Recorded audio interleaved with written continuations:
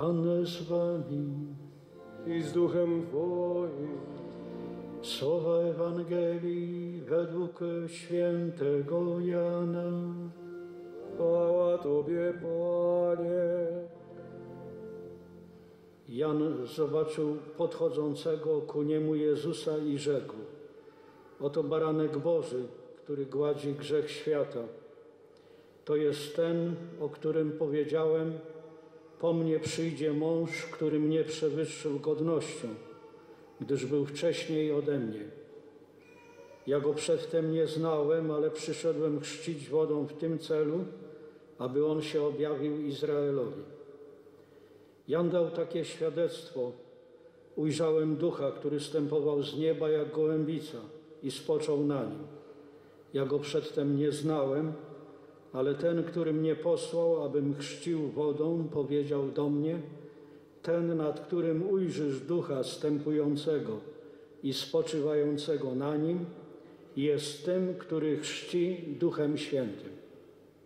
Ja to ujrzałem i daję świadectwo, że On jest Synem Bożym. Oto słowo Pańskie. Chwała Tobie, Chryste. Tak jak już powiedział na początku ksiądz prałat, właśnie ta Ewangelia jakby pieczętuje dzisiaj ten chrzest tej dwójki dzieci, tych dwoje dzieci, Huberta i Natalii. I będzie, myślę, jakąś pieczątką też nie tylko dla tych dzieci, ale i dla rodziców, że chrzest naprawdę jest czymś ważnym, że dla tego chrztu świętego Jan, jak to mówimy, chrzciciel, on poświęcił całe życie. Tak jak Ty poświęcasz swoje życie pracy, pieniądzom, poświęcasz swoje życie żonie, mężowi, dzieciom, to Jan Chrzciciel poświęcił całe życie jednej sprawie, która się nazywa chrzest. Chrzest. I Jezus, który przystąpił też do chrztu, jak gdyby pieczętuje to, co robi Jan Chrzciciel, że to jest naprawdę sprawa ważna, że ten chrzest naprawdę jest bramą, która wprowadza nas do Kościoła. To jest ta brama, która wprowadza nas do Kościoła.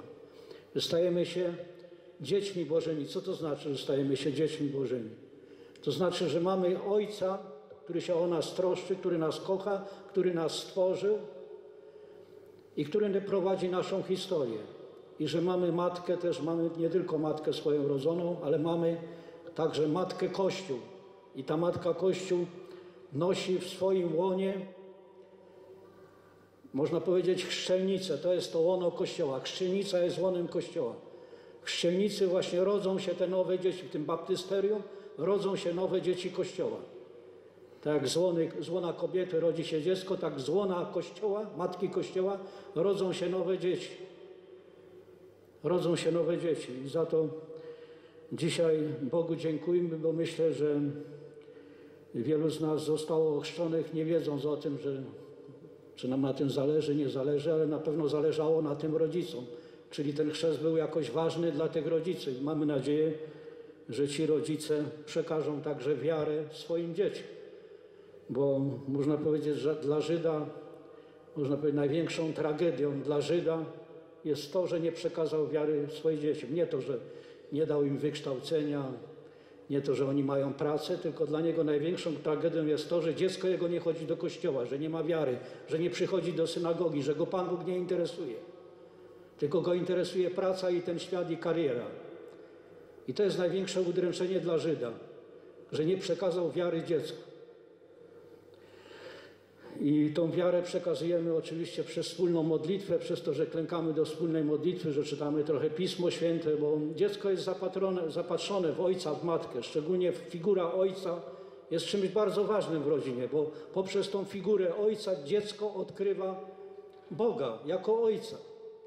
Jeżeli ojciec jest nieobecny w rodzinie, to jest często przyczyną, można powiedzieć, ateizmu wielu ludzi. Nie było ojca, nie istnieje, Pan Bóg nie istnieje. Albo ojciec był bez przerwy zachwiany i Pan Bóg też taki jest ciągle zachwiany. Raz jest, raz go nie ma. I ta figura ojca jest czymś bardzo ważnym, bo ten ojciec właśnie ma, można powiedzieć, obowiązek przekazania wiary swojemu dziecku. A wiara przychodzi ze słuchania Słowa Bożego. Jeżeli to dziecko słyszy, widzi, że nie tylko tato mówi, idź do kościoła, a sam nie idzie, ale widzi, że tato też idzie, to ten tato nie musi mówić, żeby to dziecko poszło do kościoła, bo to dziecko widzi, że tato chodzi do kościoła, że się modli i to dziecko będzie powtarzało to, co robi tato. Jak to mówią Niemcy, przeklęty przykład. Że najłatwiej jest mówić, a o wiele gorzej dawać przykład. Idź do kościoła, módl się, a sam nie idziesz do kościoła, a sam się nie modlisz. I dlatego rzeczywiście dziękujmy Panu, bo myślę, że tutaj jesteśmy między innymi też dlatego, że zostaliśmy kiedyś ochrzczeni i stopniowo też odkrywamy tego Boga jako naszego Ojca, który nas kocha, i Matkę jako Kościół. Kościół jako Matkę, która się naprawdę o nas troszczy, która nas prowadzi też poprzez sakramenty, poprzez spowiedź, do pierwszej komunii, że zaczynamy stopniowo odkrywać, czym jest Kościół. I w pierwotnym Kościele, można powiedzieć, rzeczywiście chrzest był czymś ważnym, był do tego stopnia ważnym, że tak szybko nie dopuszczano katechumena do Chrztu Świętego. On musiał przejść 3-letni katechumenat, gdzie był przygotowany, gdzie Kościół mu się bacznie przyglądał. On wtedy słuchał Słowa Bożego, modlił się i tak dalej. Przechodził jakby kolejne etapy, które się jeszcze zachowały w mszale rzymskim. Przechodził kolejne etapy, gdzie zmieniał się pod wpływem Ducha Świętego jego stosunek do żony, do męża, do dzieci, do rodziców, do pieniędzy, do pracy. Że ta praca już przestała być bożkiem, że przestawał w niedzielę pracować, że rezygnował jakiś widowisk i tak dalej, że jego ręce się nie tylko wydłużały do brania, ale także wydłużały się do dawania. To wszystko było działanie Ducha Świętego. Jeżeli rzeczywiście Kościół widział, że ten człowiek się zmienia, że ten katechumen się zmienia, że on przebacza swojej żonie, że już nią nie pogardza, że przebacza nie 7 razy, ale 77 razy, czyli bez przerwy, taki katechumen otrzymywał pieczęć Chrztu Świętego. Chrzest był tylko pieczęcią tego, co Kościół widział, że to naprawdę dokonywało się w tym katechumenie, że naprawdę w nim zaczyna się pojawiać ta postawa tego baranka, który nie broni swojego życia, który jest gotów służyć drugiemu człowiekowi, który jest gotów dać się okraść, bo chrześcijanie nie tylko nie kradli, ale dawali się okraść. Chrześcijanie nie tylko nie zabijali, ale dawali się zabijać. I mnie to jakoś bardzo mocno dotknęło, że kiedy robiono pewne badania w Rzymie, w starych koszar rzymskich, tam jest taki rysunek z II wieku.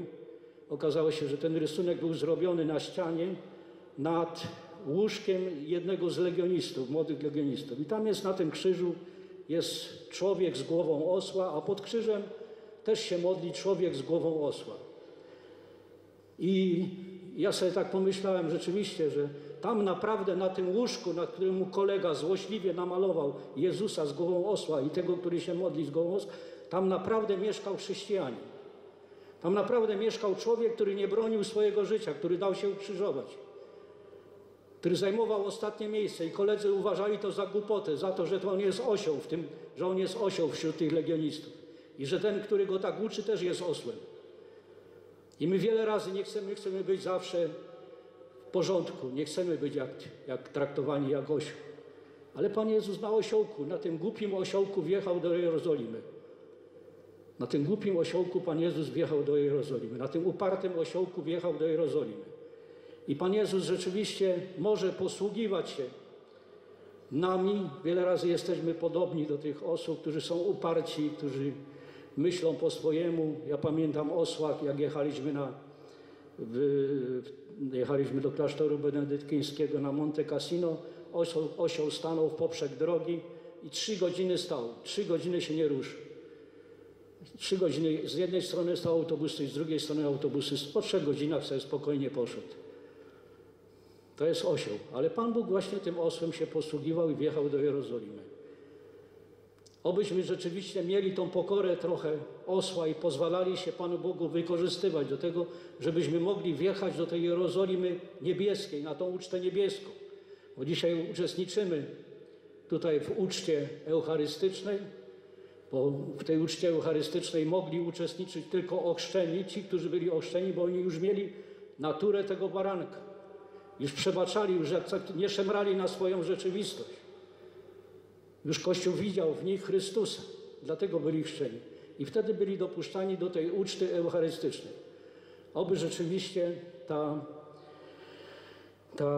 ta nowa natura jakoś w nas wzrastała, by Pan Bóg rzeczywiście mógł się nami posługiwać. I tutaj też w tej waszej parafii od 6 grudnia, od 6 lutego, od pierwszego poniedziałku właśnie będą te katechezy katechumenatu poszczylnego, bo Jan Paweł II powiedział, że katechumenat przed Chrztem Świętym czy katechumenat po Chrzcie Świętym to jest to samo. Ważne, żeby przejść taki katechumenat, by on rzeczywiście pomagał nam w odkryciu tego embrionu nowego człowieka, który zostaje złożony przez chrzest w każdym z nas. I on się rozwija dzięki właśnie łasce katechumenatu. I ten katechumenat też tutaj, że tak powiem, początki tego katechumenatu tutaj będą właśnie jakoś te katechezy związane z katechumenatem będą od 6 lutego, pierwszego poniedziałku lutego. Ja też w takich katechezach uczestniczyłem, kiedy byłem w Moskwie, dostałem za pokutę, żeby słuchać takich katechez właśnie i widziałem, że mi to pomaga. Widziałem, że to pomaga małżeństwom, widziałem, że to pomaga wielu rodzinom, że to pomaga młodym ludziom w odkrywaniu ich powołania. I po Komunii Świętej jeszcze będą do was krótko mówić Basia i Boguś, którzy są na Ukrainie i którzy tam właśnie wśród tych ludzi, gdzie naprawdę rozwód to jest po prostu nic. Druga żona, trzecia żona, drugi mąż, trzeci mąż i tak dalej, to jest nic. Dzieci są później pogubione, cierpią bardzo z tego powodu. Ale widzieć małżeństwo, które żyje razem tam x lat i ma dzieci i żyć z jednym małżonkiem, z jedną żoną, to jest naprawdę jakiś znak zapytania dla tych ludzi. I dlatego ta misja, którą Kościół wysyła takie rodziny po to, żeby tym ludziom pomagać, żeby im dawać jakieś świadectwo też, że to jest możliwe być razem dzięki Chrystusowi, nie dzięki własnym siłom, dzięki własnej inteligencji, ale dzięki Chrystusowi, że to jest możliwe. Będą do was jeszcze właśnie przed komunią mówić Boguś i Barbara, którym ja też posługuję w ich wspólnocie.